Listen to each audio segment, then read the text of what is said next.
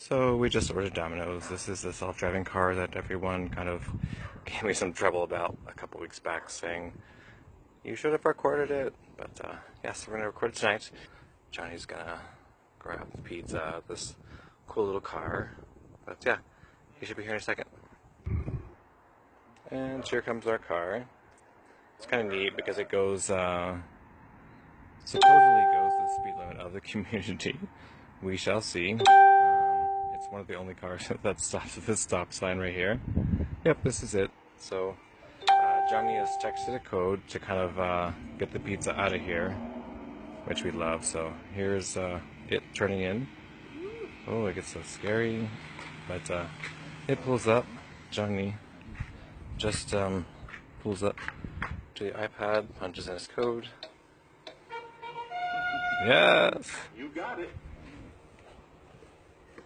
And so he gets his pizza. The heat-wave container is open. You can safely remove your order now. Pretty cool.